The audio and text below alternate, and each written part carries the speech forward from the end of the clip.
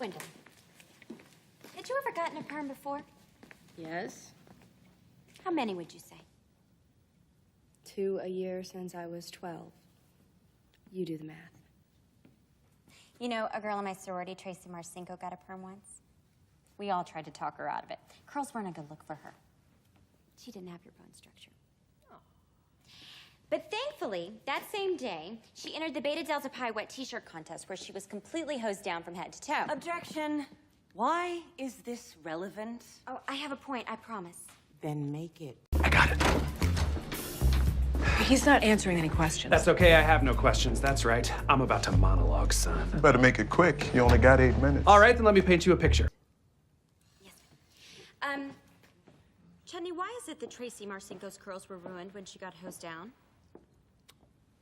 Because they got wet? Exactly. Because isn't it the first cardinal rule of perm maintenance that you're forbidden to wet your hair for at least 24 hours after getting a perm at the risk of deactivating the ammonium thioglycolate?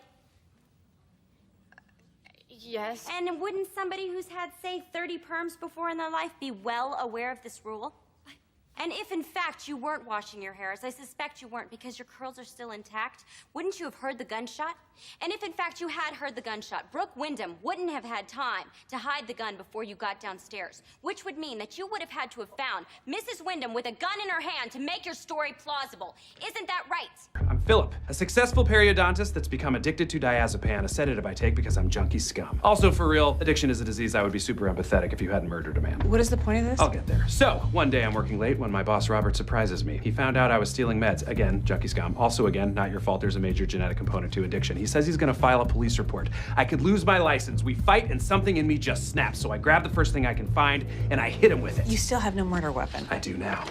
Here's a pic I found on Yelp of the surgical suite 6 months ago, and here's a shot that our crime scene photographer took of the same room 2 weeks after the murder. Notice any differences? We're not answering that. That's all right, I can just tell you myself. The Yelp shot has 6 of these heavy-looking glass awards from the Brooklyn Periodontic Society in the background, whereas this shot only has 5. What happened to number 6? You murdered Robert with it. I didn't. You lost all control and you bludgeoned him to death. There must have been blood everywhere, but you got lucky.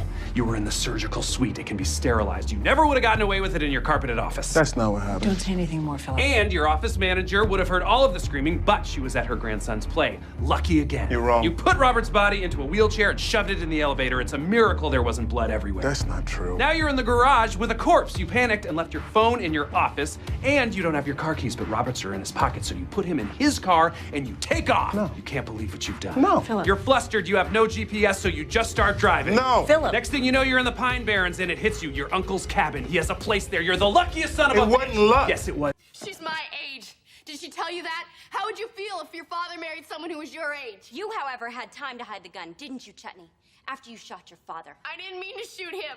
I thought it was you walking through the door. You got lucky at every turn. No, I knew exactly where I was driving. I left my phone in the office on purpose. I was in a surgical suite by design, and I didn't use some glass award that any idiot would clearly see was missing. I made a rod out of a special dental polymer, killed him with it, then melted it back down. It's already in the patient's mouth, son. Order, order. Order. Oh my God. Oh my God. Oh my God. Bailiff, take the witness into custody where she will be charged for the murder of Hayworth Wyndham. In the matter of the state versus Brooke Wyndham, this case is dismissed. Mrs. Wyndham, you're free to go. Oh, damn. Oh, damn. Oh, damn! And that is 3 oh dams. Oh, damn!